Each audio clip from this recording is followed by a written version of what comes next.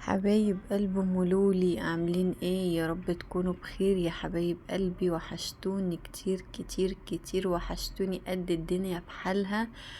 مش قادرة اوصف لكم قد ايه انتوا وحشيني، وانتوا عارفين ان انا غايبة عنكم بقالي فترة، بس والله العظيم ما يبعدني عنكم الا الشديد القوي. بس انتوا بجد وحشتوني. بس طبعا يعني يكفيني ان انتوا مهتمين بالقناة عندي، ويكفيني الكلام الحلو اللي انتوا بتقولوه لأم يوسف، يكفيني كل حاجة حلوة انتوا بتعملوها والله العظيم. بس انا يعني اللي بيبعدني عنكم الشديد القوي. طبعا انتوا شايفين منظر الأوضة، يعني الغياب ده بيجي بعديها بقى ايه؟ حاجة كده صعبة. حاجة ايه صعبة؟ انتوا اكيد شفتوا منظر الأوضة في الأول كانت عاملة ازاي. بس طبعا مع بداية الفيديو نجري بسرعة يا حبايب قلبي نصلي على النبي عليه أفضل الصلاة والسلام في الكومنتات، لأن انتوا عارفين ان ده أكتر كومنت بيبسطني فعلا من جوايا. بصوا لولي بتقول لكم الأوضة نو نو نو نو، منظرها صعب صعب صعب جدا جدا جدا. بس قلنا خلاص بقى يعني ايه، نقوم شوية ونهتم ببيتنا كده ونفوق لنفسنا شوية، لان انتوا شفتوا منظر الأوضة يا جماعة. موضوع المدرسة بتاعت لولي والله العظيم واخدة كل وقتي، واخدة كل وقتي بطريقة مش مظبوطة، مش قادرة اقول لكم. بس بقى قلت يعني ايه اقوم كده واروق لنفسي واروق بيتي واظبط دنيتي. منظر الأوضة ما كانش لا يتشاف ولا يتحس ولا يتسمع ولا اي حاجة. بس طبعا لولي بقى ربنا يخليها ليا، واقفة بتروق معايا وبتساعدني، وبصراحة مش سايباني. بس انا صورت لكم الاوضه في الاول، وطبعا يعني ايه كنا بنغسل وكده، فقلت اشيل الملايات وبعد كده اوريكم بقيه الاوضه. طبعا بقى ايه يا حبايب قلبي، انا احب اشكر كل الناس المحترمه اللي بتعلق تعليقات محترمه، لكن الناس اللي بتعلق تعليقات مش محترمه دول الصراحه يعني مش لاقيه ارد عليهم، لان هم زودوا ومسخوها بزياده. وانا الصراحه تعبت ان انا اتكلم معاكم، لان الكلام بقى زيه زي عدمه يا جماعه. اكيد الشخص الوحش بيبان عليه، والشخص اللي مش وحش بيبان عليه. بس ده كل اللي اقدر اقوله لكم، لان انا تعبت منكم وتعبت من الكلام معاكم وتعبت من اني انا افهمكم ان احنا ناس محترمه.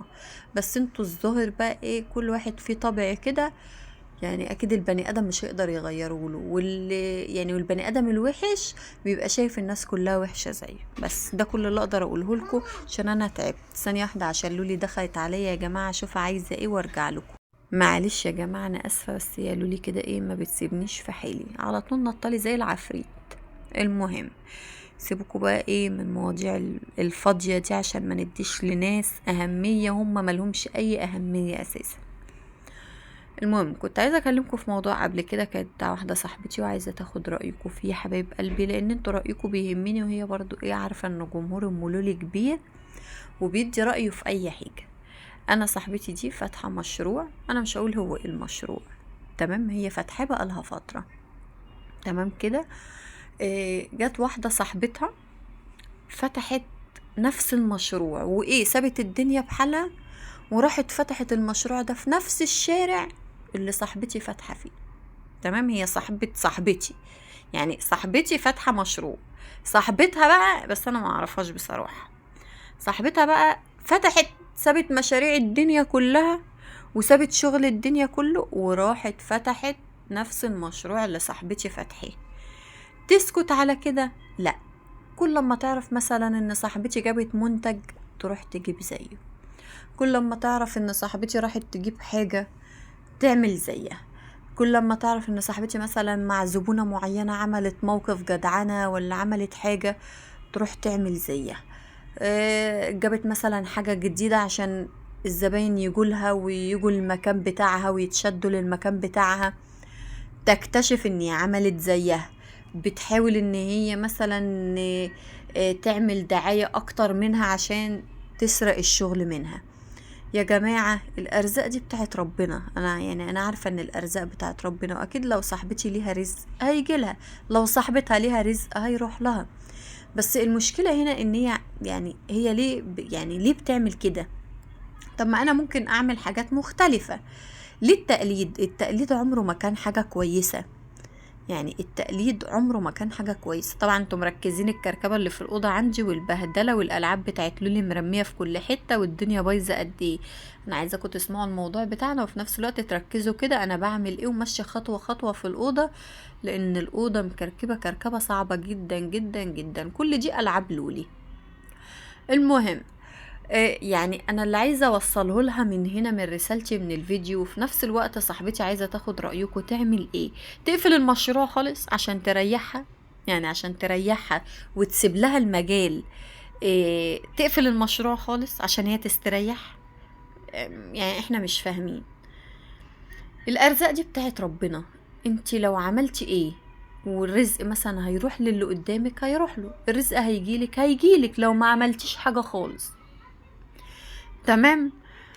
طبعا هتقول لي يا مولولي انت هبله وفرشه هنا ملايه مختلفه وهنا ملايه مختلفه وهي اوضه اطفال يعني والسرير لازم تبقى شبه بعض. اقول لكم زهقت من ان انا اغير في هم الطقمين اللي عندي. انا يا جماعه انا واضحه وصريحه معاكم وما بتكسفش من حاجه، انا ما بتكسفش يا جماعه.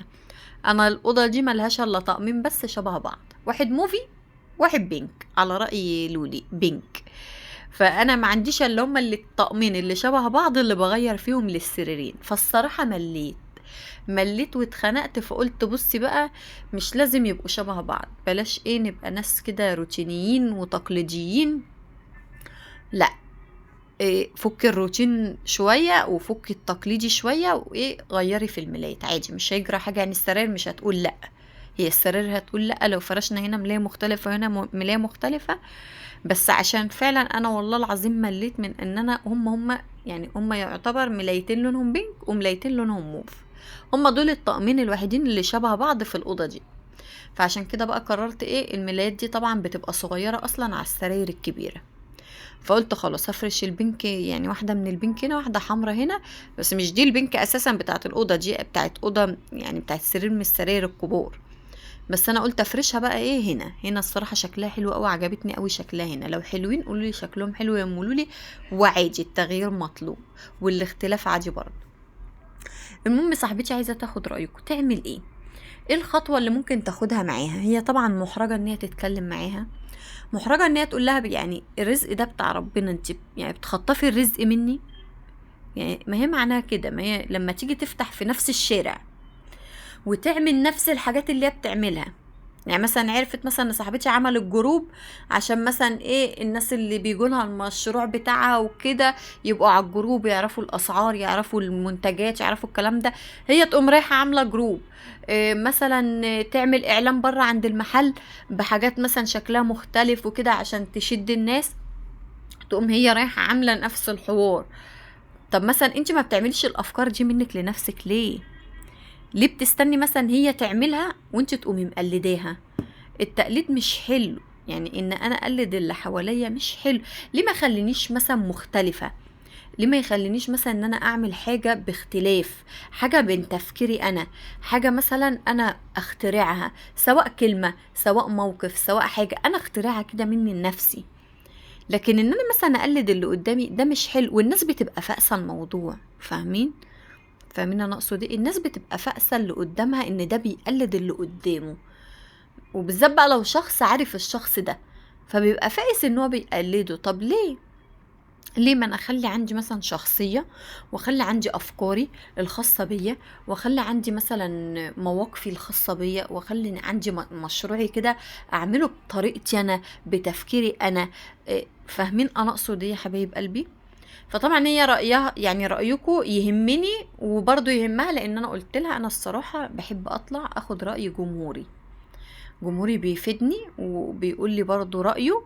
فانا برضو يا حبايب قلبي انا طلعت احكي لكم المشكلة دي، انا كنت قايله لكم عليها اصلا من فترة لو تفتكروا، بس انشغالي في موضوع المدرسة بتاعت لولي والكلام ده كله هو ايه اللي بوظ معايا الدنيا خالص وبوظ عليا ايامي وكل حاجة. انا لسه مستجدة في موضوع المدارس والكلام ده فاعذروني بقى. المهم طبعا هطلع برضو في فيديو تاني بقى هنحكي لكم احنا عملنا ايه في موضوع المدرسة وكده، مش هنحرق كل حاجة في نفس الفيديو ولا ايه؟ لازم يبقى عندنا ايه حاجة كده اهو. المهم ده كان اخر اليوم بتاعنا، وده كان اخر الفيديو بتاعنا. وعايزاكم تستنوني في الفيديو اللي جاي، عشان بفكر يعني مش اكيد عشان ما وعدكوش بحاجه وما اعملهاش، ان انا اطلع اوريكم اللبس بتاع المدرسه بتاع لولي. وهنا بقى قلنا نشغل شويه بخور. شايفين المبخره دي؟ المره الجايه اقول لكم المبخره دي من اللي جايبها لي. المبخرة دي جاية لي هدية من متابعة عزيزة على قلبي. ربنا يخليكي ليا يا رب، واحب اشكرك من هنا، بس اعمل لك فيديو شكر لوحدك. وباي باي يا حبايب قلب ام لولي.